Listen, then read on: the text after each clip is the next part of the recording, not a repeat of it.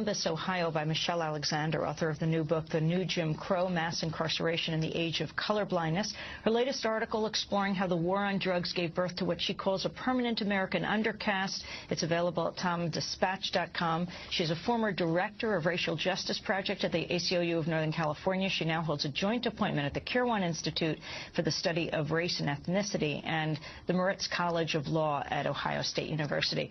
Michelle Alexander, welcome to Democracy Now! Nearly half of America's young black men are behind bars or have been labeled felons for life.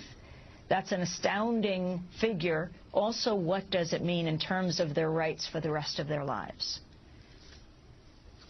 Yes, thanks largely to the war on drugs, a war that has been waged almost exclusively in poor communities of color, even though studies have consistently shown that people of color are no more likely to use or sell illegal drugs than whites. The war on drugs waged in these ghetto communities has managed to brand as felons millions of people of color for relatively minor, nonviolent drug offenses. And once branded a felon, they're ushered into a permanent second-class status, not unlike the one we supposedly left behind. Those labeled felons may be denied the right to vote, are automatically excluded from juries, and may be legally discriminated against in employment, housing, access to education, public benefits, much like their grandparents or great-grandparents may have been discriminated against during the Jim Crow era.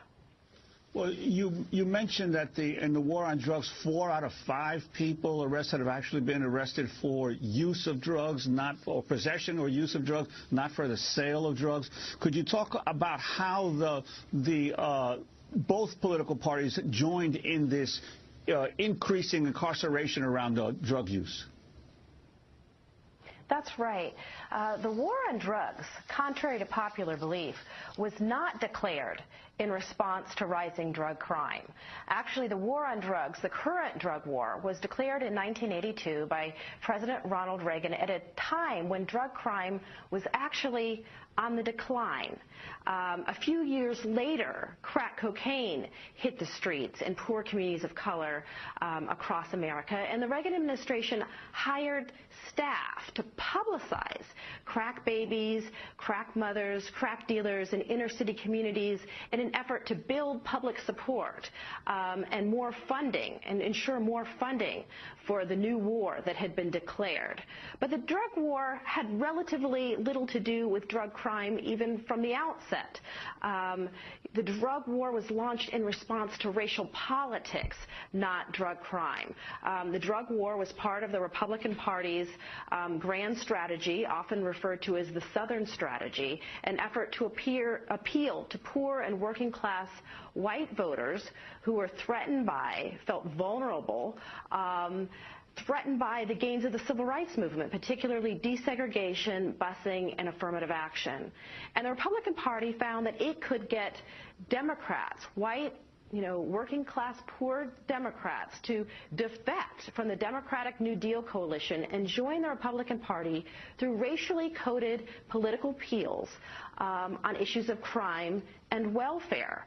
And the strategy worked like a charm. Within weeks of the Reagan administration's, publicity campaign around crack cocaine, images of black crack users and crack dealers flooded, our nation's television sets and forever changed, our nation's conception of who drug users and dealers are. And law enforcement efforts became targeted on poor communities of color in the drug war. And drug law enforcement agencies, state and local law enforcement task forces committed to drug law enforcement have been rewarded for drastically increasing the volume of drug arrests. Federal funding flows to state and local law enforcement that boosts the volume of drug arrests, the sheer numbers. Many people think the drug war, has been targeted at violent offenders or aimed at rooting out drug kingpins. But nothing could be further from the truth. Local and state law enforcement agencies get rewarded for the sheer numbers of drug arrests, and federal drug forfeiture laws allow state and local law enforcement officials to keep 80% of the cash, cars, homes that they seize from suspected drug offenders, granting to law enforcement a direct monetary interest in the profitability and longevity in the drug war. And the results have been predictable. Millions of poor people of color have been rounded up for relatively minor nonviolent drug offenses. In fact, in 2005, 4 out of 5 drug arrests were for possession. Only 1 out of 5 were for sales. Most people in state prison for drug offenses have no history of violence or significant selling activity. And during the 1990s, the period of the greatest expansion of the drug war, nearly 80% of the increase in drug arrests were for marijuana possession, a drug now widely believed to be less harmful than alcohol or tobacco, and at least as prevalent in middle-class and suburban white communities as it is in the ghetto. As the populace is mesmerized and hypnotized by powerful behind-the-scenes forces, as they are distracted by the latest celebrity scandal, the newest cell phone, and their favorite sports team, this network disguises itself, remaining in the shadows. Despite the elite utilizing Bernays' methods, in conjunction with the military-industrial complex they had erected, a modern arm of this organization was exposed in what came to be known as the Iran-Contra scandal. Essentially, black operations were not only caught dealing arms illegally and supporting South American dictators, but also smuggling drugs into the United States. Iran-Contra was really the merging of 2 different programs. The first one was support for the Contras, who were, let's face it, a force of terrorists in Nicaragua trying to overthrow the Sandinista government. They were being secretly supported by the CIA, and at the bottom of the whole thing was drugs. Iran-Contra was openly exposed by massive network coverage. How was it that in 3 years, a network Washington set up to run arms to the Contras wound up running cocaine into this country for the most vicious drug cartel in the world? At the same time, we were supposed to be fighting a war against drugs. But by the same token, I also smuggle my share of weapons in exchange for those illegal substances, with the full knowledge and assistance of both the DEA and CIA. Betzner says that in 1983 he flew weapons from Florida to El Salvador and drugs from Colombia to the Bahamas on the way back. In 1984, he says, he flew twice from Florida to Costa Rica and back. We could bring back our own cargo, and they would arrange it, or we could bring back their cargo without ever having to worry about interception, arrest, anything like this, that everything was taken care of. What kind of cargo were you talking about? Drugs. Tolliver says he had 2 meetings with this man, CIA veteran Rafael Quintero. Then in March of 1986, he says he flew 14 tons of weapons down to Honduras, to this Contra resupply base set up by the CIA. We take off from Tegucigalpa, Honduras, and we leave. To? South Florida. Where in South Florida? We landed at Homestead. Homestead? Air Force Base. This is the plane Tolliver says he used. The plane traces to a company that had a State Department contract to fly humanitarian supplies to the Contras. In addition to that, 3 dozen sources confirm the basic scheme. We can now report that long before that operation began, there was another operation to provide guns for the Contras, which was also against the law. In this operation, Americans and Israelis provided arms to the Contras, and then the same network smuggled drugs into the United States. The operation was launched in spring of 1983 at Washington's request, with at least $20 million of Israeli government money later reimbursed, we're told, from U.S. Covert Operations Fund. For about 5 years, people were flying arms into Iran, and most of them came from Israel. The Israelis purchased the weapons from Poland and Czechoslovakia and began shipping them secretly from Yugoslavia to Bolivia and then to Panama. The Israeli liaison man there, this man, Michael Harari, until recently a close aide to Panama's strongman, General Manuel Noriega.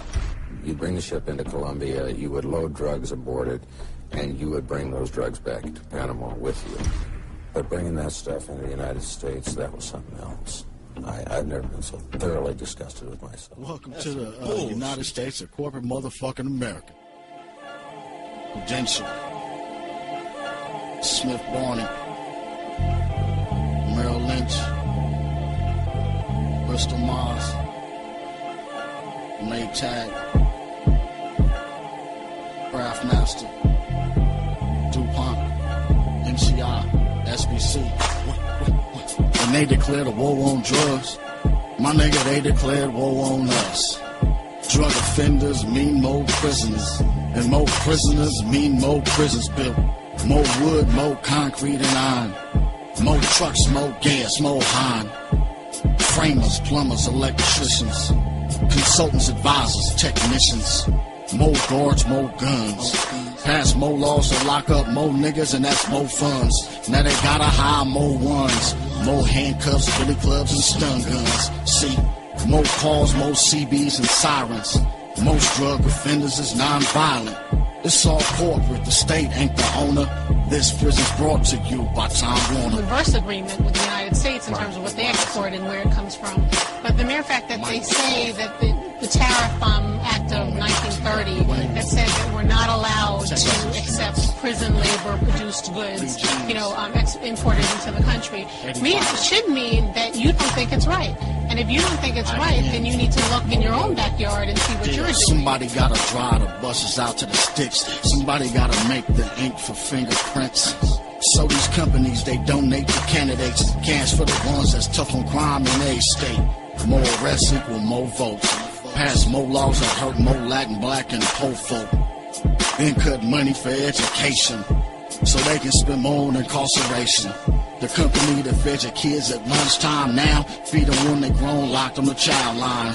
About $500,000 in jail for drug charges. It was only 50,000 before Reagan took office. Then he sold guns for dope to the Contras, and crack rock exploded in Oakland and Compton. More niggas locked up as expected. This prison's brought to you by General Electric. It just seems like they're taking advantage because the mere fact that they don't have overhead in terms of insurance and workers' comp and all these other things, you're getting all these benefits as a result of having the labor. And if you want to say, okay, well, we're training them, we're giving them a skill, we're giving back, it would be one thing. But if you're paying someone 17 cents an hour, that is heinous. It's a come up, a new slave workforce. Just lock these niggas up and make them work for us. And they like to rap about it, that'll work for us. Market them niggas, help enslave a new workforce. Dope and guns and dope. Keep them high, no hope, broke. And in and out of code, it's all profit.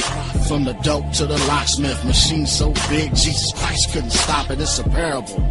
See the Pharaoh, the president, if Jesus came back, they label him a terrorist.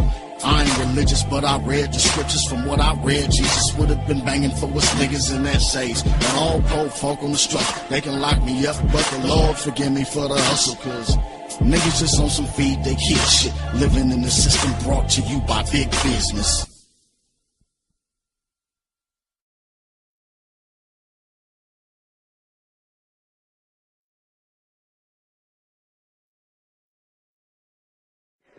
I know some of y'all here today because y'all think jail is cool.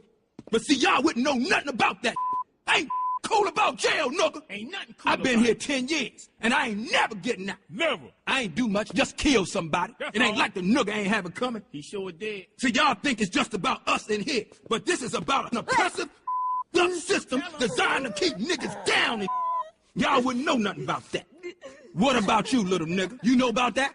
Yes. Oh, you know about that? Tell me what you know about that. Tell me what you think about that. The prison industrial complex is a system situated at the intersection of government and private interests. It uses prisons as a solution to social, political, and economic problems. It includes human rights violations, the death penalty, slave labor, policing, courts, the media, political prisoners, and the elimination of dissent. Nigga, did you just say what I was trying to say, but smarter? That's the way a private prison works, okay? You pay somebody to build a fancy cage. Then you fill it up as far as you can get it, which is pretty full. Full of people that, the people that built the cage get paid $40,000 or $50,000 a year to just keep in the cage. You have corporations like Wackenhut, they just changed their name, Corrections Corporation of America, that house prisoners, nonviolent drug offenders. As a matter of fact, I think 60% of the increase in prison population under Bill Clinton, which was like 1 million people, of the 60% of that new prison population are nonviolent drug offenders. Now, if you've got 5,000 people in your cage and you're being paid $30,000-$40,000 a year for them, that's a lot of money. And if you can, on top of that, use them as your private property, as chattel property, that you can then make do work or produce things that you get paid for on top of that, what a great deal.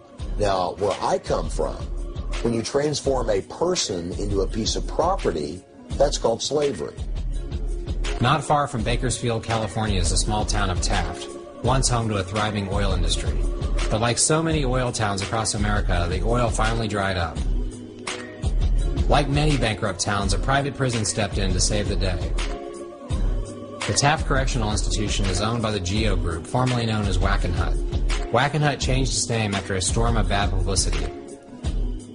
The GEO Group is the leader in providing diversified services to government agencies around the globe. Our global expertise in outsourcing includes the design, construction, financing, management, and operation of jails, prisons, and special purpose institutions, and immigration and detention centers. They trade their stock on Wall Street based upon the number of people that are in jail.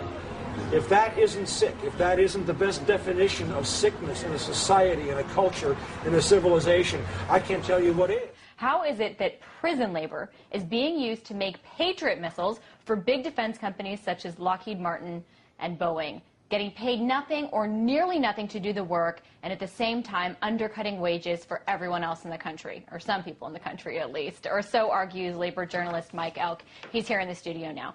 So first, Mike, do you think that anybody would ever think that in the United States someone would make 23 cents an hour, that was possible? Yeah, I mean, it's a sad situation, but you have nearly 1 out of every 100 adults in prison. And prison labor, the amendments about slavery don't apply to prison labor. You can pay prison labor just about anything you want. In some states, you're supposed to pay at the prevailing wage, but in a lot of other states, you can pay prison labor as much as 23 cents an hour. And most of the defense material, all those faulty body armor that the soldiers had in Iraq was all made by prison labor. Almost all of bulletproof vests are made by prison labor. All the electronic components in Patriot missiles are almost all made by, the wiring is almost all made by prison labor. So then what's new here? Because we've, always heard of prison laborers making license plates or making things that, not Patriot missiles perhaps, but you said this has been going on. So what's really new and concerning? I mean, to me what jumps out is how is this, how are these laborers, these slave wages being paid to people that are producing weapons for private corporations, for huge multinational corporations? Yeah, well, I mean, they're government contracts, so they're allowed to do that. So that's why, because they're specific government contracts. Yeah, although in some states, now there can be made some goods that can be sold in the private market as well. Like you have Haynes Furniture in Florida making chairs with prisoners making 23 cents an hour, and they're sold at a variety of different stores throughout Florida. So how is that legal? How does that work? Well, I mean, it's quite complex, actually. There's a number of different laws being passed, have been passed throughout the United States that you're supposed to pay prison labor the prevailing wage, but in a lot of places there's not good oversight, so they aren't paid the prevailing wage. They never actually get the wage. What happens is, and a big reason why prison labor is expanding, is that there are two things that never get cut when we talk about cutting deficits: the defense budget and the prison budget. Both have, grown hugely over the last 30 years, and even now we aren't talking about cutting them. And so how do you finance prisons and the defense budget? So the obvious answer is you use prisons to help to finance the defense budget. So they pay the prisoners like 20 cents an hour, and then the state gets some of the money as well from the private corporations. And the contractor saves money because they don't have to pay as much.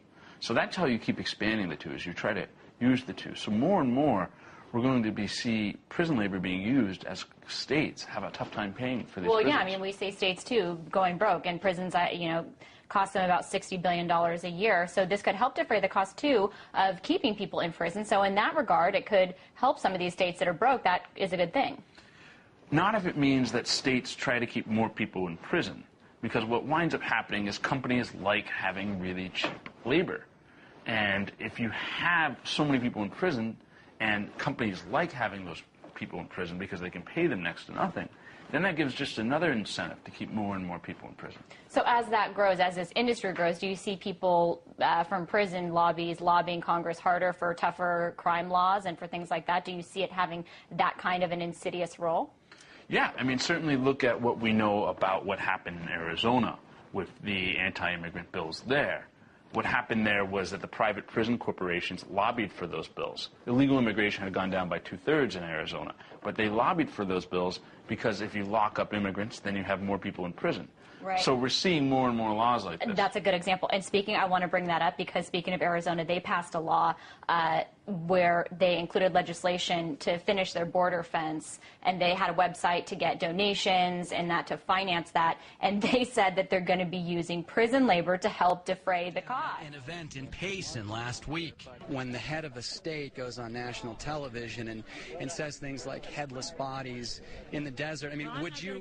I'm not going to comment on that any further in regards to that, but I will tell you, it is the responsibility of the governor to speak to the public and tell them what is happening in Arizona. We got a terrible problem with drug cartels. According to all of the information we have, Arizona is safer today than it's been in years. And how come you're not getting that message out? Although tourism is taking it on the chin, there is one business that stands to gain tens of millions of dollars from tougher border security and the implementation of measures like SB 1070. It's the private prison system. In Arizona, Corrections Corporation of America, or CCA, holds the federal contract to house detained immigrants.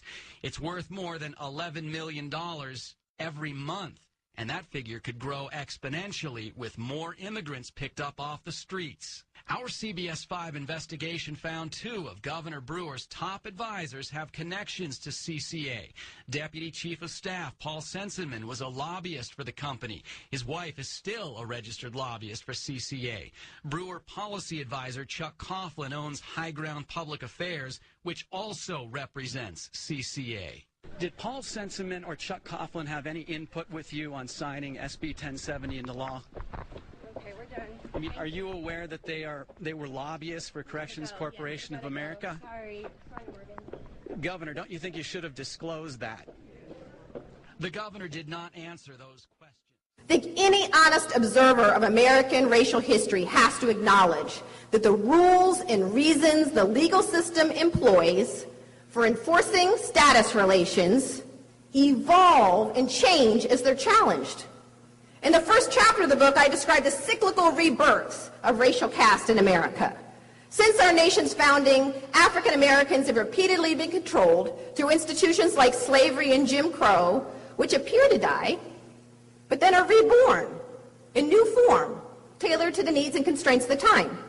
For example, following the Civil War, a new system of control emerged to replace slavery, called convict leasing. That effectively re-enslaved enormous numbers of people. And what that was all about, what that was rooted in, was that the Southern economy, and in a way the American economy, was addicted to slavery, was addicted to forced labor, and the South could not resurrect itself. And so there was this incredible economic imperative to bring back coerced labor, and they did on a huge scale. You say they did it by criminalizing black life. Of course, before the Civil War, there were slave codes, there were laws that governed the behavior of slaves, and that was the basis of laws, for instance, that made it where a slave had to have a written pass to leave their plantation and travel on an open road. Well, immediately after the Civil War, all the southern states adopted a new set of laws that were then called black codes, and they essentially attempted to recreate the slave code. The prison system contains obvious vestiges of slavery. Right? The 13th Amendment abolished slavery for all except those who are being punished for committing a crime. So in a lot of ways, what we see in the penitentiary system in this country is the continuation of the system of slavery. Well, I believe our criminal justice system has been used once again to effectively recreate caste in America. Now, I'm sure there's at least one person, probably more, in this room who's thinking, what is she talking about? Our criminal justice system isn't a caste system. It's a system of crime control. The black folks would just stop committing so many crimes, they wouldn't have to worry about being rounded up, locked up, and stripped of their basic civil and human rights. And therein lies the biggest myth about mass incarceration, namely that it's been driven by crime or crime rates. It's not true. It's absolutely not true. Our prison population quintupled in 30 years, went from about 350,000 to well over 2 million for reasons that have stunningly little to do with crime or crime rate. So what does explain this explosion in incarceration, in black and brown incarceration in the United States, if not crime rates? Well, the answer is the war on drugs and the Get Tough movement, the wave of punitiveness that washed over the United States. In fact, drug convictions alone accounted for about 2/3 of the increase in the federal system and more than half of the increase in the state system between 1985 and 2000, the period of the drug war's greatest escalation. Now, to get a sense of how large a contribution the drug war has made to mass incarceration, consider this. There are more people in prison and jail today just for drug offenses than were incarcerated for all reasons in 1980. Drug convictions have increased more than 1,000% since the drug war began. Drug prohibition for cocaine was basically passed in order to protect white women from black males. And the history will document this.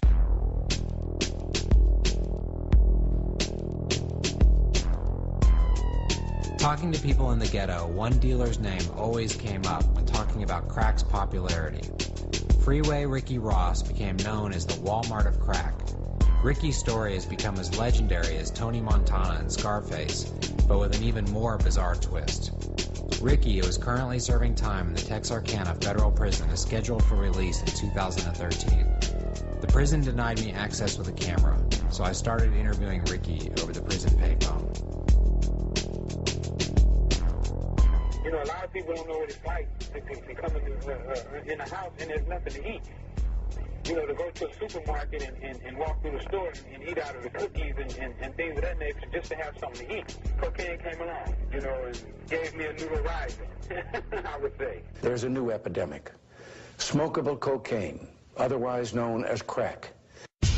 I remember clearly one day in the late 80s, every single news network simultaneously running an identical news alert about the new, incredible, powerful, unbelievably cheap drug that was to sweep the nation. This is crack cocaine. Soon, every single black person living in the ghetto would sell his own mother for another hit of crack cocaine. It was like watching a strategically engineered ad campaign. Talk about perfect product placement. Did we mention it's cheap and strong and very addictive? Only $5 now, so stay away from it. Let there be no mistake. This stuff is poison. Crack cocaine epidemic. Crack cocaine epidemic. Few street-level dealers have ever reached the legendary status of Freeway Rick, with distribution that rivaled many Fortune 500 companies. Freeway Ricky Ross was a young, aggressive, savvy, streetwise marketer who started selling cocaine, and then suddenly some major sources opened up for him. At the height of Rick's operation, he had over 40 full-time employees in Los Angeles alone. He had cook houses, cash counting houses, rock houses, decoy houses, and even a house he lived in. Cooking was always our most vulnerable and our most time-consuming thing to do. Usually you could put it in like a big Samsonite suitcase. You could put 100 keys just about in one of those, or maybe 2 of them. So that's what we normally cooked every night, like 100 kilos. Rick shares some good down-home cooking tips about rocking it up. Well, the way we did it is I basically was a chef. You know, I did all the stirring. I would tell the guys to mix. Like one guy, he would be standing there, and I would tell him, add more baking soda, pour more water, you know, that type of situation. So it was more, yeah, it was like an assembly line.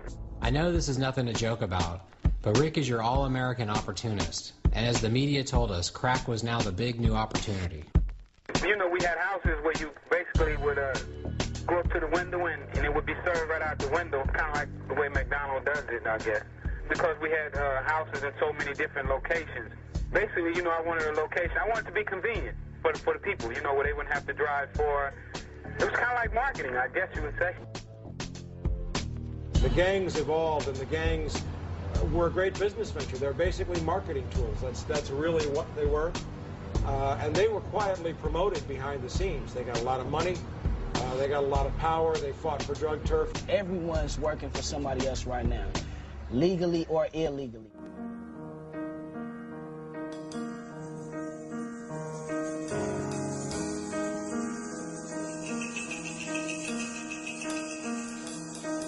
There's a fine line, baby, I'm on it.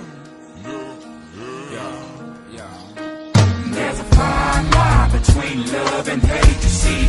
Came way too late, but baby, I'm on it. There's a fine line between love and hate, you see. Came way too late, but baby, I'm on it. Can't worry about what a nigga think to see. And that's liberation, and baby, I want it. We was back during the Vietnam War, we used to talk about the military-industrial complex. Well, now you have the prison-industrial complex. And you have what is the ultimate solution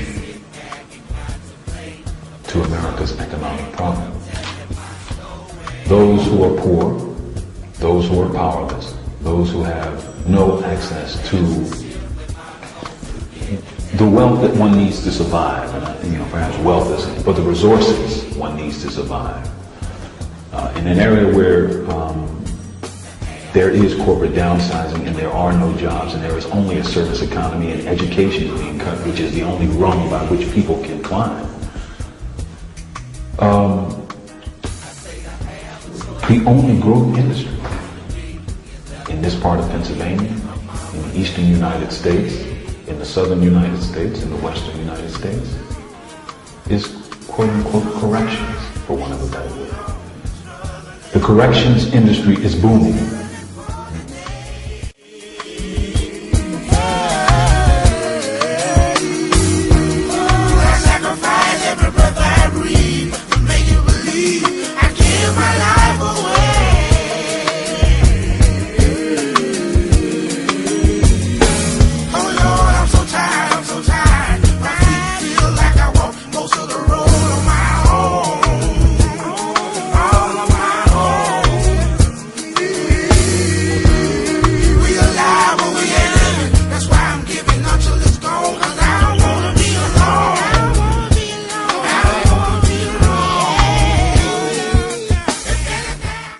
The thing that absolutely tore my guts out, the thing that took my heart and tore it apart, was at 9 o'clock in the morning. Not that I'm sitting in jail, for what I do not know. But I've been in that jail cell all night with Mr. Cook until he started bringing in all the prisoners from the other parts of the jail.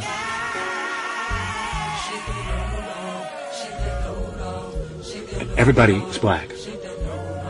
Everybody, with the exception of Mr. Cook, is black. It's one of the most emotionally devastating things as you see them herd like cattle. All of these kids, all are black, every last one of them. A devastated potential. Herded into this pen like cattle. When they take you out, you have these white jailers who come in with these massive sets of chains. The chains must be like maybe 4-foot sections with double handcuffs. And you just... There is an ancient nerve that is obliterated by the sight of white men chaining black men. in long lines of cane. You could see it. It was a slave ship. I mean, all the rest of it, no, nothing. Nothing. Doesn't mean a thing to me. I am not free. I know that. I know that before I finish doing this video, any cop that wants to can make up any story they want to, and every jury, every judge will do it. I've got enough of that. I must admit, they planted a lot of things in the brains and the veins of my strain.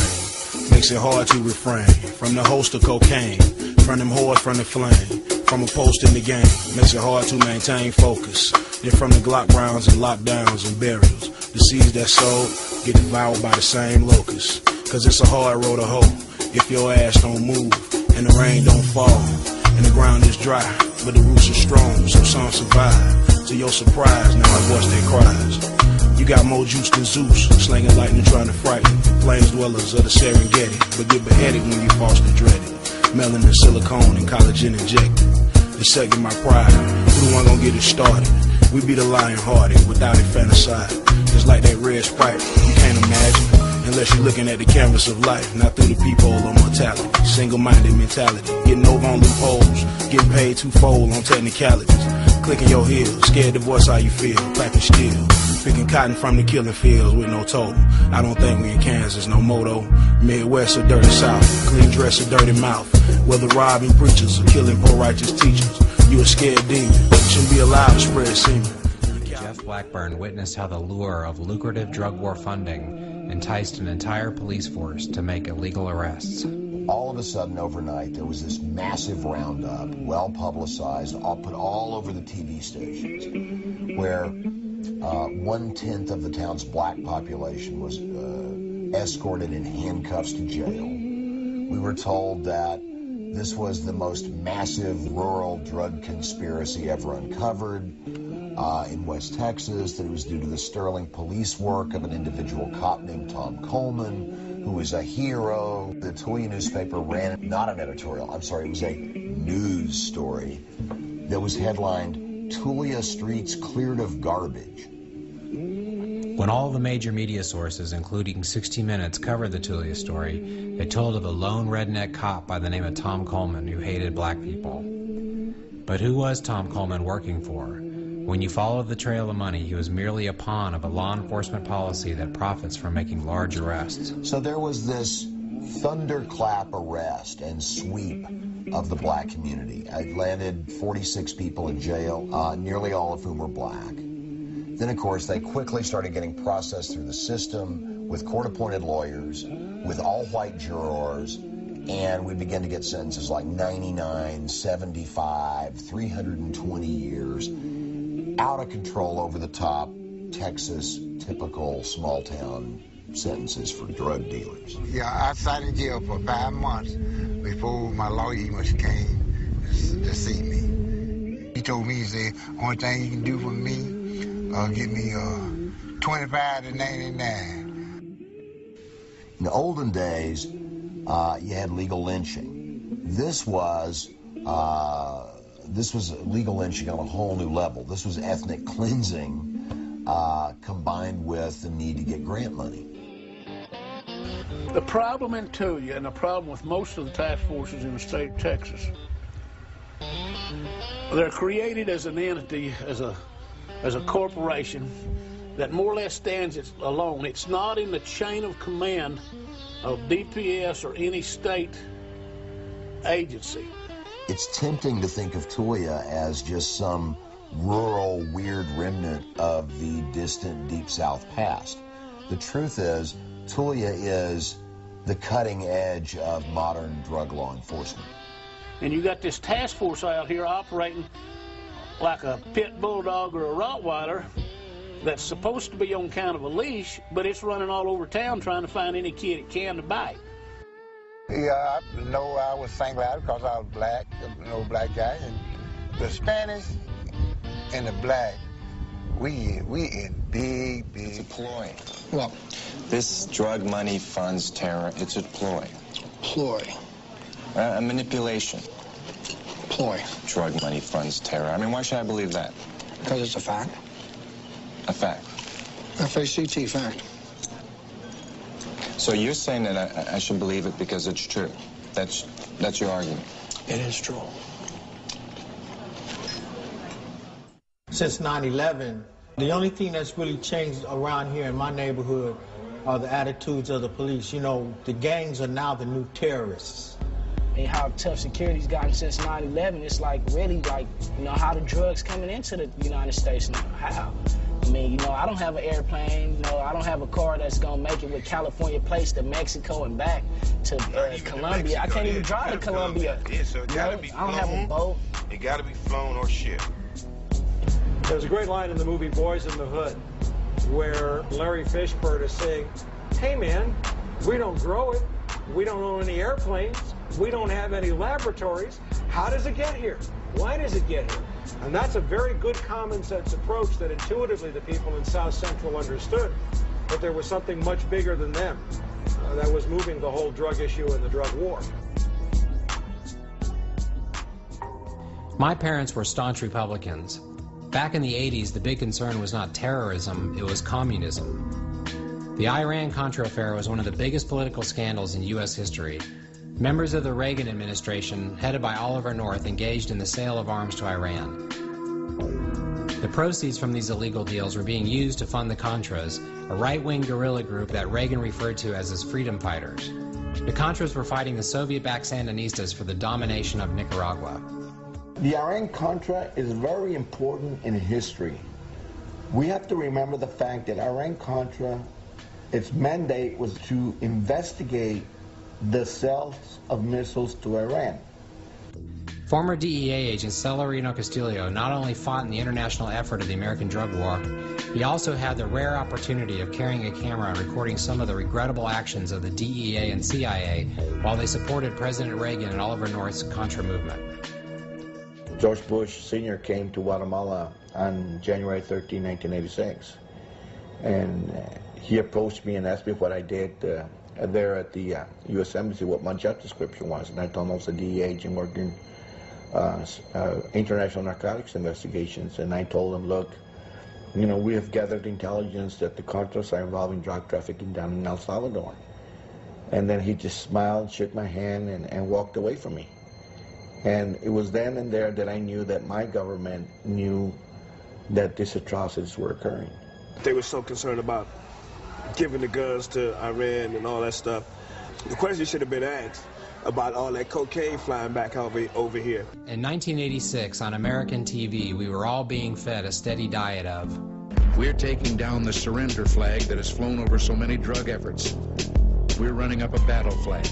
This scourge will stop. But regrettably, back in Central America and in the jungle, I remember down in Central America, we were refueling planes full of cocaine coming into the U.S., and it was a CIA operation being run by the White House.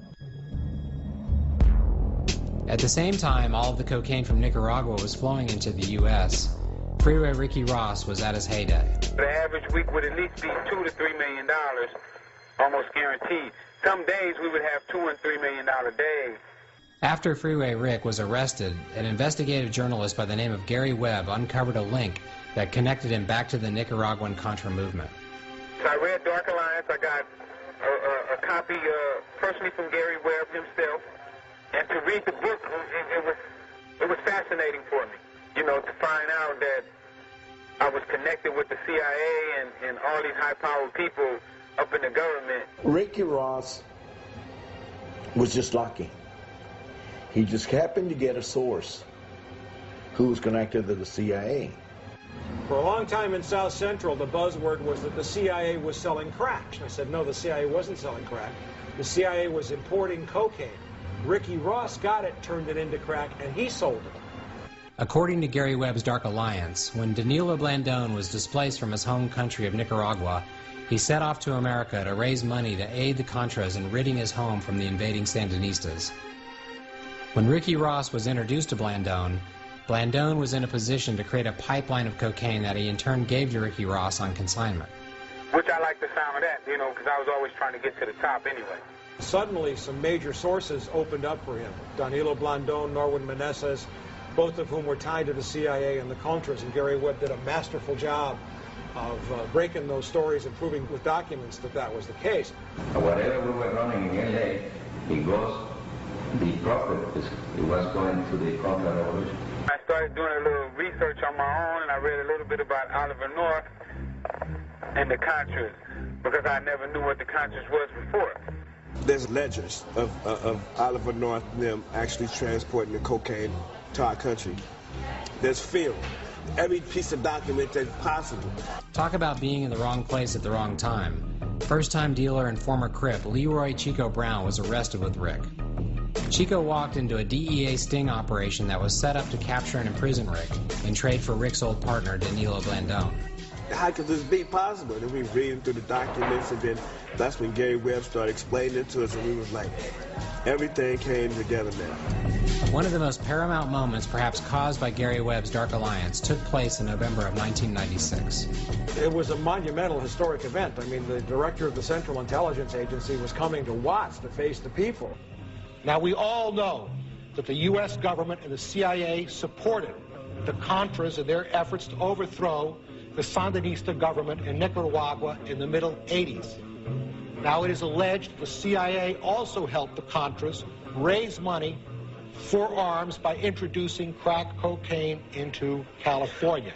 Deutsch felt he had to do something to try to deal with the outrage that was foaming all over the country at the time. And of course, it just blew up in his face.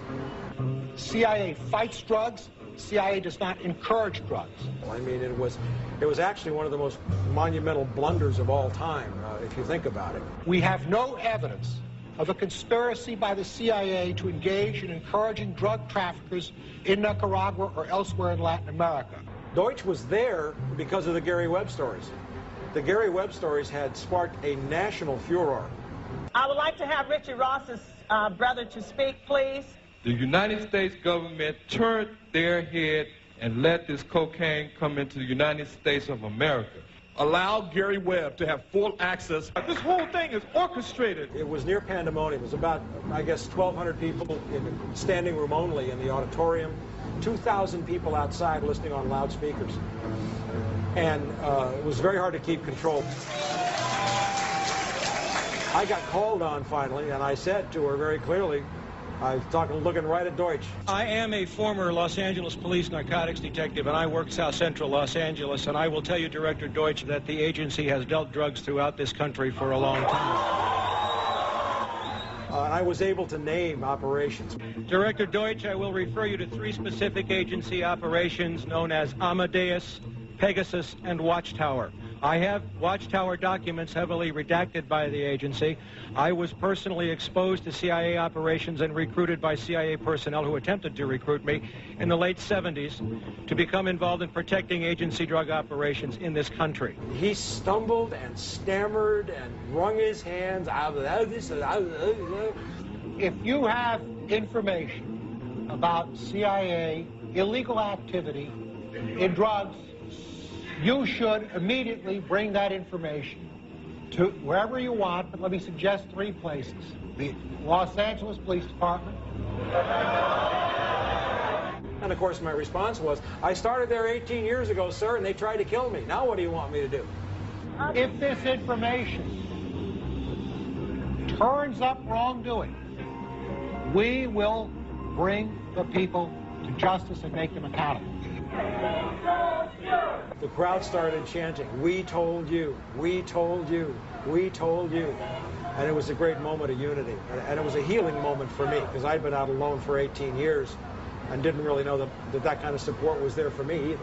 The average person in South Central Los Angeles did not know anything about really how the CIA worked. They had an intuitive sense. If you have a private network run by George Bush and Ollie North, not the CIA, you won't find the records in the CIA. They're not there. They're in these privatized intelligence agencies. Will you pursue that? Will you pursue Ollie North and George Bush and the massive documentation?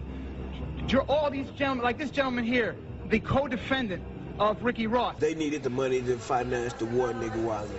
They had the link. We know that from records now that they sent Blandone, who was a CIA operative, CIA, to school for marketing the product which we now know is cocaine. Me and Ricky Ross is waiting to get sentenced Tuesday. And what a judge gonna say to us come Tuesday? May I just say that the question which was asked of us by the judge was Ricky Ross ever an agent or a contract employee? I already knew that from the beginning of dealing with Danilo Blandón that he was sending supplies and things of that nature, computers and guns to Nicaragua to fight a war. Ricky had already served a 5.5-year sentence for dealing crack, but was now given a second 20-year sentence after being set up by his former partner Blandón, while Oliver North walked away as a hero, wealthy and free to try his hand at politics. Oliver North was being promoted by the Christian Coalition, and to them he was the last white hope that they were going to have for a right-wing Christian to run for U.S. Senate in Virginia. During the 1986 Kerry Commission, Oliver North's crimes were exposed to the American public, and yet today Oliver North is not only a free man, he has his own show on the Fox News network. It's amazing that Oliver North has his own TV show, and hopefully when I get out, I plan on having my own. How does a federal agency like the CIA exert control over local law enforcement agencies? The way it's done, which I saw firsthand at LAPD, there are networks called the Narcotics Intelligence Network, or now it's called Clearinghouse, where agencies who are doing a drug case don't step on each other's toes. Every time the police go invade us, I know Rick used to get calls and say, move out, you know, they coming. We actually saw that here in 1986 with major task force investigations of Freeway Ricky Ross. They had search warrants for 19 locations that were prepared one night, and by the time they got there the next morning, all 16 locations had been cleared out. And that means that obviously there was a leak. That's the way the CIA protects its share of the drug trade. Just one night, I got a tip from Danilo not to go over, and just so happened to be the night that they raided. Crack use spread like wildfire in the early 1980s. And in Los Angeles, a drug dealer known as Freeway Ricky Ross was in the middle of it. Prosecutors called Ross the Walmart of crack. He made millions in the early 80s dealing to Los Angeles street gangs.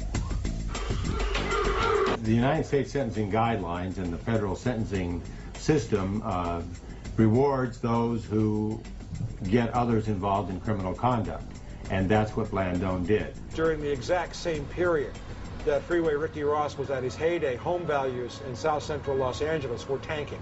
People owed $100,000 on their home. The place was a war zone, dead bodies in the backyard, prostitutes in the front, drive-by shooting. I mean, it was horrible. And people walked on their mortgages because they couldn't sell the houses. And tens of thousands of homes were moved, literally for 10 and 20 cents on the dollar after people abandoned their mortgages. We call that ethnic cleansing. There was a greater plan to put churches, to put liquor stores, gun shops, and cocaine, drugs, into the ghetto, into the neighborhoods, and drive the prices down. And they pretty much did a good job of that. Real estate in California, which we consider Compton, Watts, East LA, South Central, where the drug-infested gang killing highest rates in the country, and families really start moving out of the inner cities to way out. I'm talking about 70 miles out of LA to get rid of. I'm talking about the farmland where they promising people that they go build up jobs and everything. Especially like in the 80s. There's a big thing about moving to Moreno Valley. We're going to have all these big corporations come in. It never happened.